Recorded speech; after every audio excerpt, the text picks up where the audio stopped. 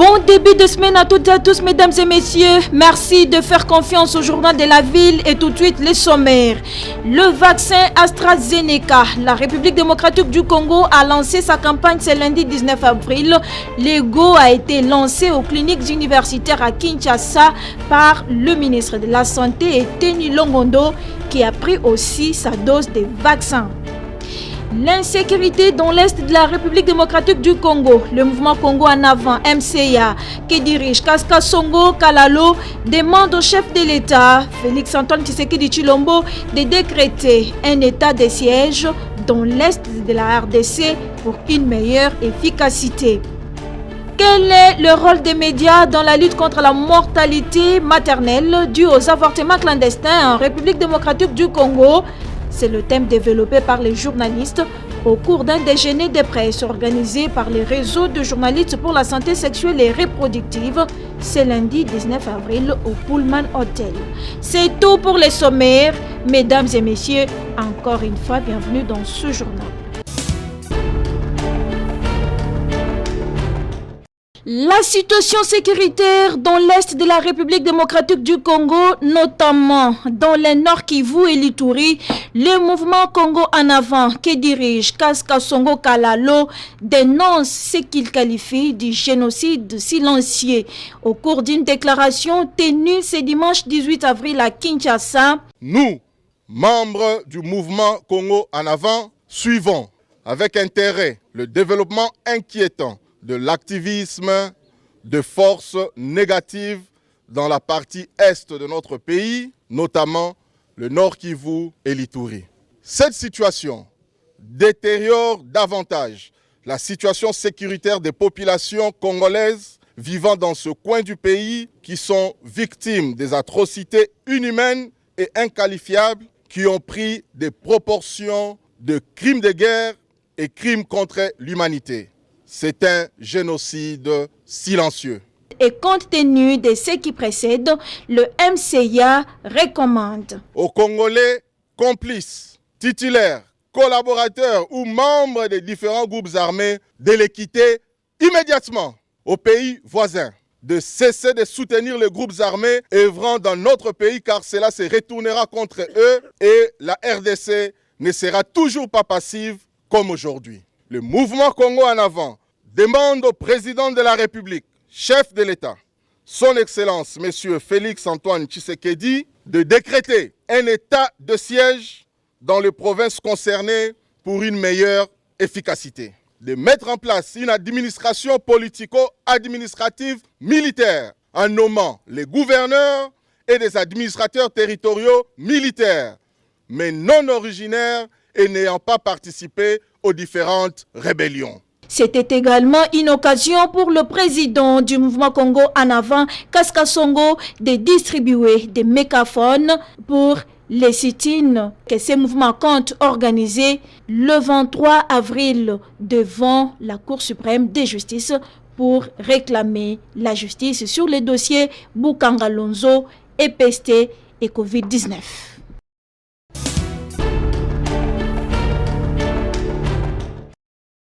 Réagissons sur la publication du gouvernement Sama Lukonde. Le professeur Edouard Gatembo, cadre du PALU, s'inscrit dans les rangs du peuple qui est heureux de la composition de ces 10 gouvernements.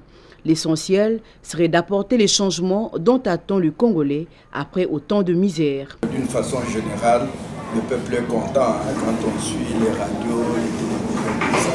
Le peuple espère que cette fois-ci, il doit y avoir un changement.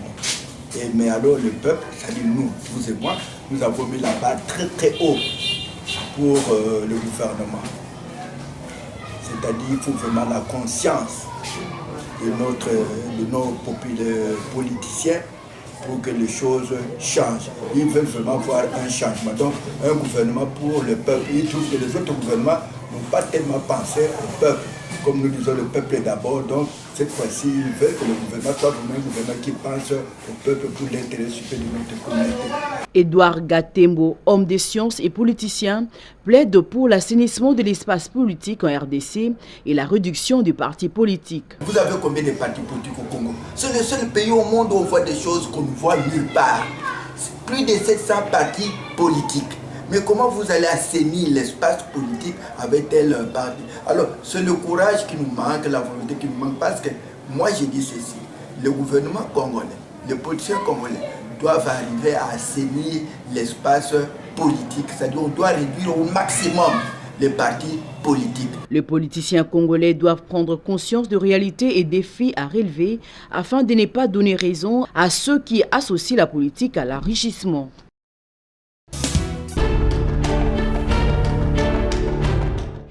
Quel est le rôle des médias dans la lutte contre la mortalité maternelle due aux avortements clandestins en République démocratique du Congo? Tel est le thème débattu par les journalistes au cours d'un déjeuner de presse organisé par les réseaux de journalistes pour la santé sexuelle et reproductive RJCCR qui coordonne Bibiche Mbete Mokanse ce lundi 19 avril au Pullman Hotel. Au cours de ces déjeuners, les journalistes ont été sensibilisés sur l'importance du protocole de Maputo et c'est grâce aux différents experts en la matière. L'expert Alphonse Tika du ministère du Genre est revenu sur l'historique du protocole de Maputo, sa promulgation par le président de la République et sa publication dans le journal officiel qui aujourd'hui donne l'occasion aux acteurs principaux de vulgariser le protocole de Maputo dans son intégralité et c'est sans hésitation.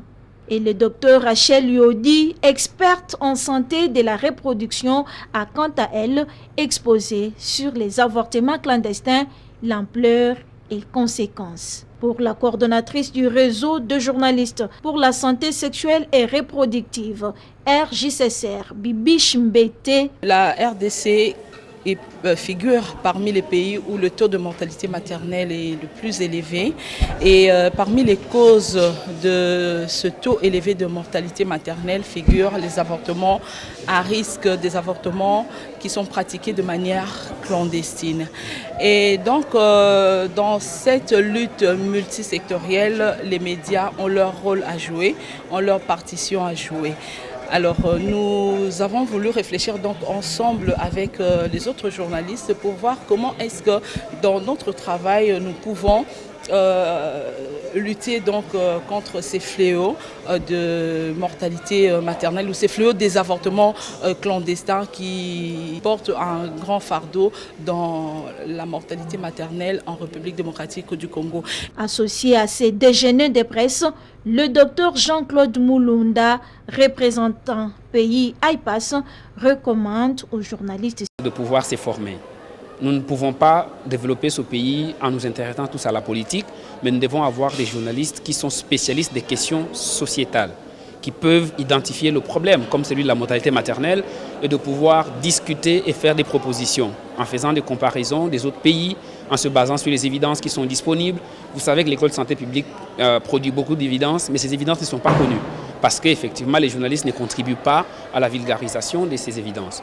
D'une oreille attentive, les journalistes ont pris l'engagement de vulgariser le protocole de Maputo en vue d'un avortement bien sécurisé.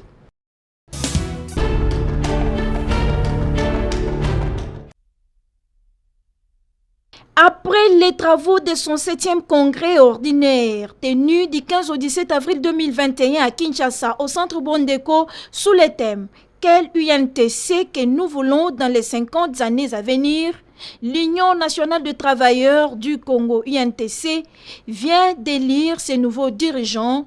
Il s'agit de Modeste Amédée Ndongala Nsibou, réélu président de l'Union nationale de travailleurs du Congo avec 67 voix sur 67 votants, suivi de 3 vice-présidents. Gilles Kassongo, vice-président chargé des relations professionnelles, Augustin Toumbanzouji, vice-président chargé de l'administration et du patrimoine, Odette Momans, vice-présidente chargée de l'économie. Et le poste de trésorier sera dirigé par Antoine Simba et Tchikoudi à la Commission nationale de contrôle et vérification. Un motif de satisfaction pour le président du comité d'organisation, Isidore Tiswaka Mukendi. Les objectifs ont été atteints parce que nos membres, les militants et les permanents ont dit qu'on réfléchit sur les 50 ans de l'INTC Ils ont donné les grandes options, les grandes orientations et les élections ont été faites. Un comité dont le visage ont été renouvelés avec l'entrée des jeunes dynamiques s'est réjoui le président de l'INTC, Modeste Ndongala. C'est une grande joie parce qu'on s'est réunis. On attendait ce congrès depuis plus de 5 ans. On vient de se réunir et c'est ça la grande fierté pour nous. Ensuite, on a eu beaucoup de jeunes et beaucoup de femmes qui ont été tellement dynamiques qu'ils ont même renversé le cours des travaux. Parce qu'ils se sont imposés pour faire voir que leur syndicat appartient à eux. Ce nouveau comité national de l'INTC a un mandat de 5 ans. Son numéro 1 remercie tous les membres pour cette confiance renouvelée en lui et leur demande de se mettre vite au travail. Nous puissions travailler afin que les conditions de vie de nos membres puissent s'améliorer continuellement. Dans cette atmosphère de crise où le Covid-19 est en train de tout démolir. Tout est bien qui finit bien. C'est par une photo de famille avec les congressistes membres de l'UNTC venus des différentes provinces de la RDC que s'est clôturé ce 7e congrès.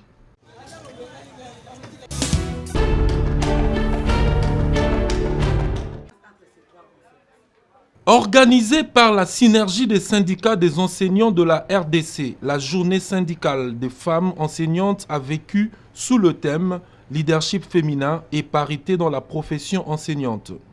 Plusieurs femmes venues d'environ une centaine d'écoles de la capitale ont fait le déplacement pour échanger, mais aussi être formées en vue de faire face aux difficultés auxquelles elles sont confrontées en milieu scolaire. Les femmes enseignantes étaient très réceptives et elles ont compris qu'elles ont fait les mêmes études que les hommes et donc elles ont droit aux mêmes avantages.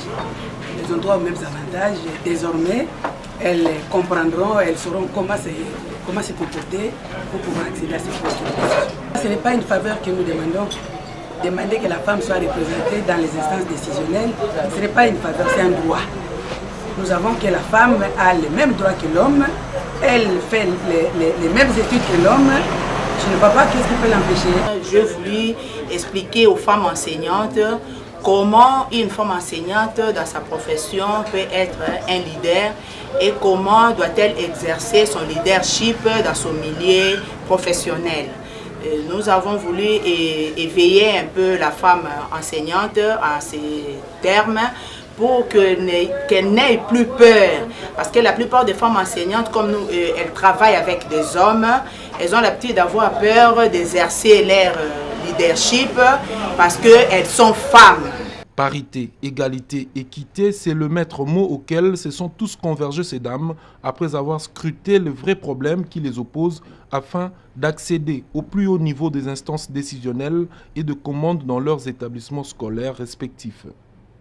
C'est le cas de certaines pesanteurs socio-culturelles, la phallocratie, le manque de confiance en soi, le complexe d'infériorité, les abus sexuels, mais aussi l'absence de textes légaux. À l'issue de cette assise, qui n'en est pas la toute dernière, quelques enseignantes ont adhéré librement et de manière individuelle, chacune à une structure de la synergie de son choix.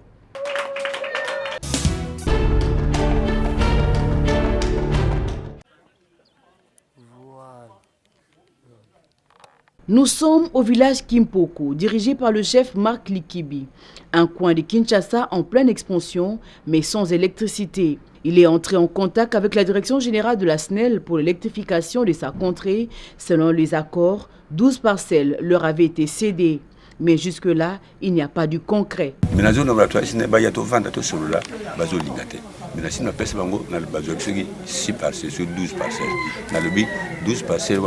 ngamo kuna jusi si so na pesi bino pon makamba ku ne ko na mboko ngai baki ya transfert pena sin basina bongsa ba chep ba bon ba bon ba sala pesa reclage tele lo ko mona zo mona ezate nda ko eze belé o batunga kitoko na ko contacte na ba lutanga moko mi bale mesha minete na yebi ke basi batunga makasi batu ba ko batunga makasi awo donc même na kiku kuna pesa raka même na ngai kuna pesa raka.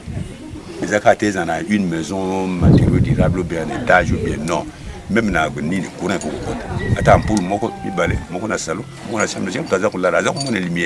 Le chef traditionnel de Kimpoko appelle tous les propriétaires de terre dans sa juridiction à l'apaisement, car sa vision est de faire développer son village par la création d'emplois pour les jeunes.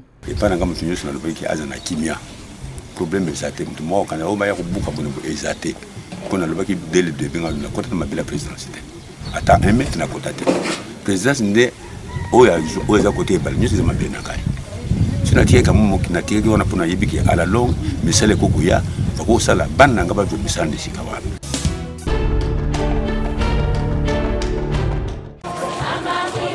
« 27 avril 1921, 27 avril 2021, jour inoubliable pour l'association de femmes kumbanguistes AFKI, date à laquelle Maman Mouilou a sonné la cloche pour lancer les débuts de l'œuvre de Dieu confiée à son serviteur Papa Simo Kimbangu. L'AFKI va commémorer les centenaires en Kamba, Nouvelle-Jérusalem, où toutes les batteries sont mises en marche pour l'organisation de cette festivité. La présidente générale de l'AFKI, Maman Rose Bukisimba, mobilise tout le monde et les femmes en particulier de tout le coin du monde à se joindre à elle pour le centenaire de l'AFKI. Elle donne ici le programme des activités.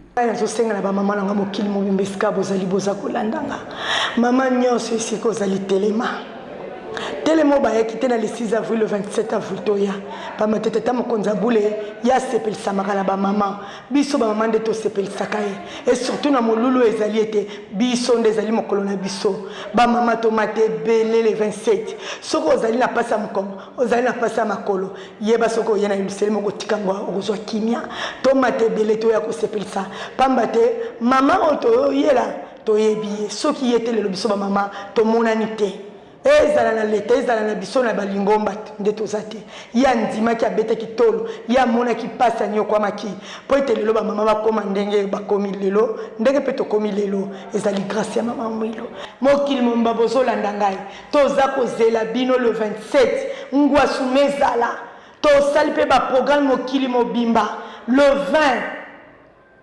20 biso nyos to kokota na ba paroisse na biso mabondeli toko benga bino to lancer ba thème oni toko kota nango ndenge to salaki na le 6 avril le 21 mercredi ya suka ndengo to sengi ba mama mokili mobimba eskabozali le ba bazana confinement bazoko kende ba paroisse ti mais biso toza to suis moi nzela ya ko yana bakati na ba centre na biso na kati na ba paroisse nde to sengi marche joyeuse. En guise de rappel, déjà le 20 avril, toutes les mamans de l'AFKI communieront dans leurs paroisses respectives et le 21 sera organisée une marche joyeuse dans différents centres. Et enfin le 25 déjà en Kamba, début de manifestation par de marches joyeuses. Que vive l'AFKI, que vive le centenaire.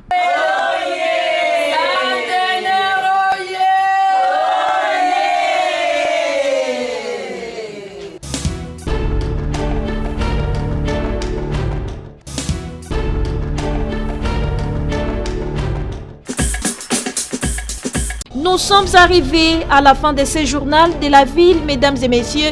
Merci de l'avoir suivi. Le prochain rendez-vous est fixé pour ce mardi avec le même plaisir.